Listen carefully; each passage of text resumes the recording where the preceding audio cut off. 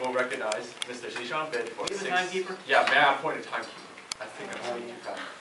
Ms. Tapia? All right. I don't need any time. Just sit over there and just look pretty, okay? So, to begin, 6 minutes. Yeah, 6 minutes. I'm not even going to begin about the whole logistics of running as a GOP candidate. I'm just going to assume that you guys already want Colbert as a candidate. So, to begin, I'd like to tell about my family. I consider myself to be a lot like Colbert. You know, growing up, well, besides the whole white part, growing up in a Scottish, Irish type of family, you know, I've been in that area, surrounded by these harsh conditions, that wooden picket fence, nice lawn, awesome pets. So, my basic policies, I'm just going to lay out my platform, and since you guys are going to agree, let's just go through this. Let's begin of how we want the family set up in this Colbert nation. The thing with our GOP candidates, we know they all suck. Mitt Romney, who already won, he's terrible. So, with family, let's start out with the father role. And by the way, I cite my sources from I'm America and So Can You, written by Stephen Colbert. Basically, the father will be playing the role, providing the chromosome, the Y chromosome once in a while, the butter, the provider, the teacher, the role model. Whatever the father says is right, kind of like Stalin, who's also a good father. And as for the mother, you know, plays that role like the Pope or the sheriff, that once in a while thankless job that the kids don't really care about. But raising kids is no picnic. Anyways, now in the Colbert nation that we will be running when he is the GOP candidate, which he will soon be elected to president, the children, which we all hate because one thing is when we grow up, they say the children will be the future. The thing with the children being the future, that means we'll become the past. And being the past, I can't stand with that. So I'm going to set rules and guidelines that we'll be falling under as a Colbert nation. Whatever I say, Colbert will do because we just think alike, just like that. Number 1, kids will follow rules no matter what. Otherwise, I will have to pull out a gun. This gun will be used a lot throughout the Colbert nation, including immigration, I'll get into later. But first off, there's only one right answer. And that is my answer. If anyone disagrees, you are wrong. Unlike God, I am right. Sometimes. God's right all the time. Next thing I'd like to go off is kids, they can smell fear.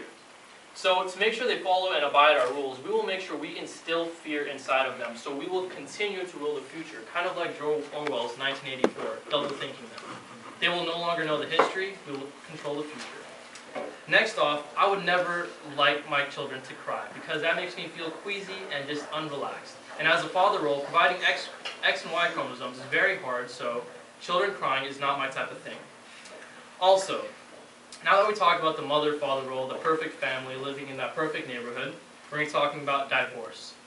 Divorce is kind of like a marital bailout, when you just kind of get sick and tired of it and you just want to bail out and expect the government to pay for your crap. You see, I'm a monogamist, sometimes, well, at least in the books. And I just don't believe that the divorce is a good way to go. And now that we got done with the family basics, let's talk about the grandparents, the elders. And, sorry we have one elder in here. But I'd like to tell you that the elders have done a great job with America. They started off poor, they fought our wars, they made lots of babies. And now, I think they're just taking up our oxygen, our money. They expect us to be number 1 as America. They were number 1. They had their good old days, but now we're suffering. We're like number 7 after China. What I think we should do with all the elders, since they're wasting our American oxygen and money, is make them all invade Iran. Clearly, this will keep them off our front lawns, because also as grandparents, they do a great job with keeping old, stinky children off our lawn, so they can also work in border patrol. What we'll do is have, just like China has taught us, have a large 2,000-mile picket fence bordering us between Mexico, and what we'll do, we'll have the old grandparents sitting with their rifles, I can't have a real one, and we'll keep them off our lawns. It'll be nice and pretty. So now that we got rid of the elders, we talked about the basic family structure, let's go more into the politics. You know, people don't like me because I personally don't believe in homosexuality. Obviously, God has not created homosexuals. It's obviously some weird mental thing. I mean, we're all made in God's image. And obviously, I can prove to you that God was a hetero man, and that's it. Basically, Moses turned his staff into a serpent. If God really wanted to make homosexuals, he would have made the serpent into a staff. Think about it. Now that we talked about that, also, God had changed water to wine. And we know that the heterosexual male likes his booze straight from the animal skin. So clearly, he cannot make any homosexuals. And also, we're fighting so many wars as Americans, I don't think we should allow the war against the word gay. Why do gays get to steal the opportunity of stealing that word happy? That is just unjust. Well, anyways, let's talk about schooling. Now, what can we do with our schools? You see, as a firm Republican, I can believe that new ideas really hurt us. Really do. So I think, kind of like the system is today, we should just be able to pay to get into school. What this will do is help our class system. Like a Republican, any other Republican, I believe that it is firm for us to have, I like to call it class massacre, where the upper class stays on top, and the lower class has a chance where they can climb up this ladder, but we just make it really difficult for them. I mean, they have it easy. They really have it easy. They have that decent wage with 2 bathroom breaks once in a while. I'll continue the rest later, but you can continue like after, like close speeches. The chair now will now recognize Mr. Ryan West for 6-minute opponency speech. If I may. Okay, please. Statesman, and Stephen Colbert is clearly a refuge of true conservatism in this country, and he will be a major factor in the upcoming election. He now needs to decide how to best use his influence. Now that's a big decision, and it's the subject of today's word. Declaration of Independence. Folks, we all recall the polls in early January. He's showing the Republican race giving 5% of the vote to America's most famous South Carolinian. Stephen Colbert's poll numbers in his home state show that there is an interest in his campaign. But there's a problem. His exploratory committee for the presidency of the United States of South Carolina was pushed away at the polls.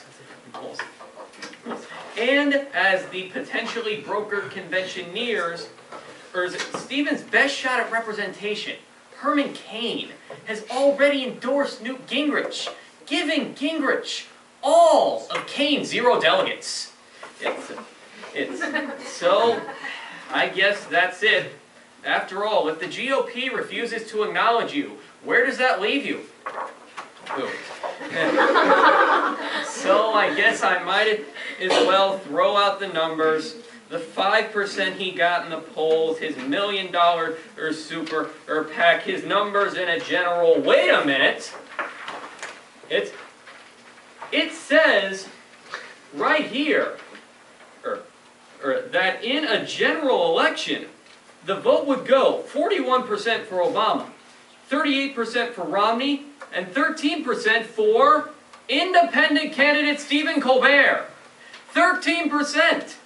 That gives Colbert a higher approval rating than Congress, polygamy, and communism. No surprise there, folks. Just like communism, Stephen, too, is much better on paper. And folks, this is just if Romney is the nominee.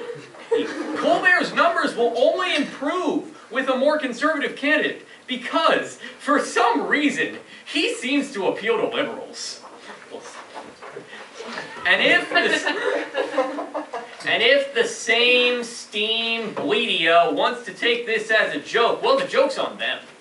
Colbert's candidacy is only served better by running as an independent. You see, folks, at a party's convention, the party's platform gets remade. And it's the delegates, not the candidate, who decide how to design the platform that the candidate has to stand on. And statesmen, if there's one thing Stephen Colbert won't stand for, it's compromise. If you don't like his plan to bring down healthcare costs by cutting sterilization, that's your problem. Therefore, the decision is obvious. Stephen Colbert must declare his independent candidacy, reclaim his endorsements from Mitt Romney, and see his numbers soar. Because if we want to create a Colbert nation, we must first make our country independent. And that's the word. Thank you very much, everybody.